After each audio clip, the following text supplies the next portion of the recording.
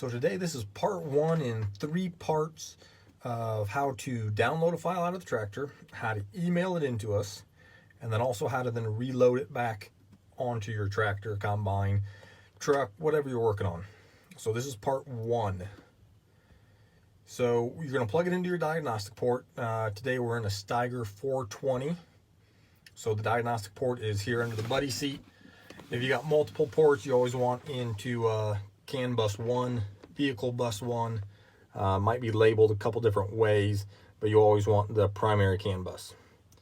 So once you plug it in, this automatically powers up, and you're going to be on your main menu. Work, reset, setup, info. You want work, so you hit select.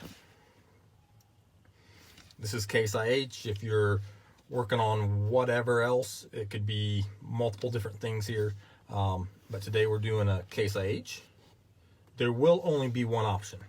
So if you want to do a Case IH and you pull this up and it says Massey Ferguson, there's a problem. You're going to need we either need to change it. We can do that remotely, or send you a different one.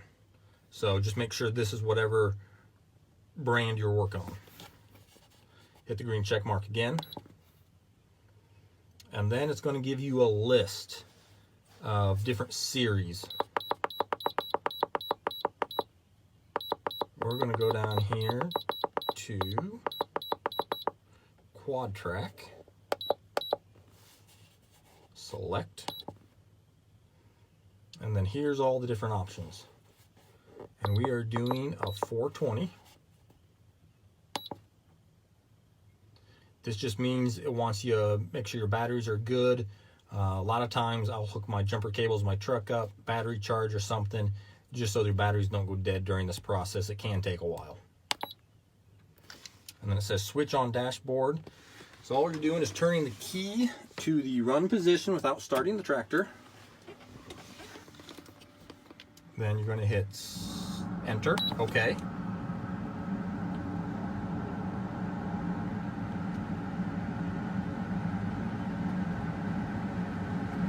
Then it's going to say switch off. So you turn off the key. You're going to hit OK.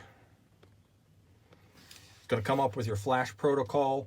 It's automatically detecting which one you need, so there isn't a choice. You can't pick anything different.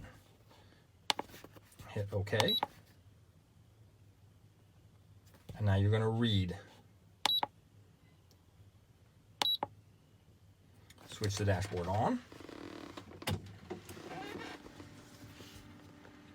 Hit OK.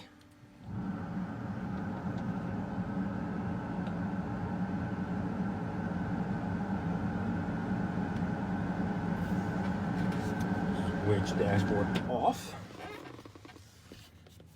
Hit OK. Turn the dashboard back on.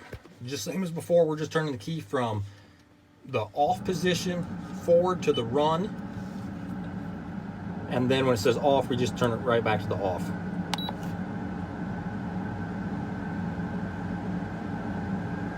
And now it says reading ECU. So this down here is a status bar that will slowly progress across here. This procedure can take a while. So see there, it just started. Depending on the tractor. This is my 420 we're working on right now, and this can take upwards of 20 to 30 minutes. I've talked to other people do this over the phone, and just as we're having the conversation, it'll go through.